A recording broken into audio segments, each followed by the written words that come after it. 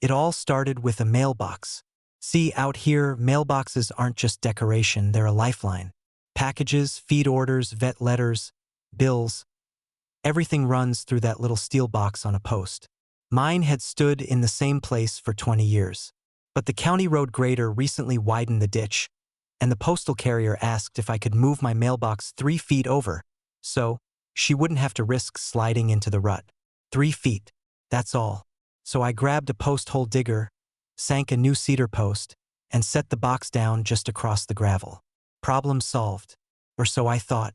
The next morning, Karen came marching down the road in her yoga pants and visor, phone already filming like she was documenting a crime scene.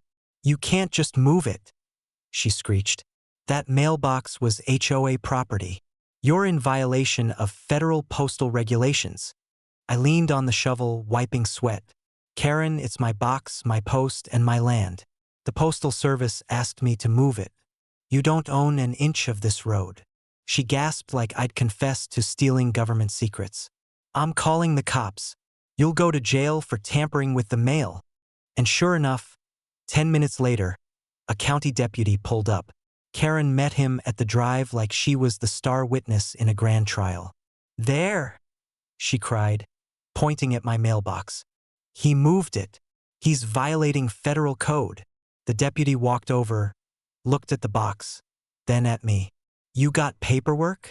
I handed him the letter from the postal carrier herself, signed and dated, requesting I shift the box 3 feet for safety. The deputy read it, nodded, then looked back at Karen. "Ma'am, he's not violating anything.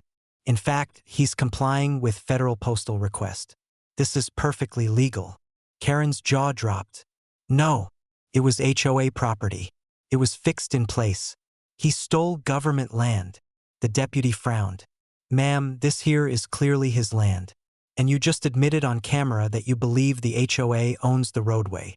That's when I smiled, because Karen had just made the mistake I'd been waiting for. See, I'd been in a property dispute with her HOA for months.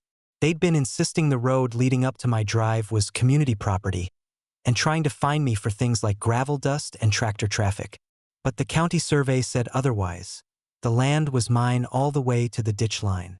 Now, with her recorded statement, I had proof that the HOA was actively asserting false ownership. That wasn't just annoying, that was grounds for a lawsuit. My lawyer filed the next week. Quiet title action and damages for harassment. We subpoenaed Karen's video, the one she gleefully filmed, which perfectly captured her saying, "That mailbox belongs to the HOA." In court, the judge didn't even let it drag out. The survey maps, the postal letter, and Karen's own words sealed it. Verdict: the land and mailbox were mine, free and clear. The HOA had no jurisdiction beyond its subdivision fence line. And to drive the point home, the judge ordered the HOA to pay my legal fees and slapped them with a $25,000 penalty for wrongful claims against private property. Karen nearly fainted right there at the bench. I drove home that day and patted my little steel mailbox like it was a loyal dog. 3 feet. That's all it took to unravel Karen's lies and cripple her HOA's power grab. Now, whenever neighbors pass by, they nod at the mailbox like it's a monument.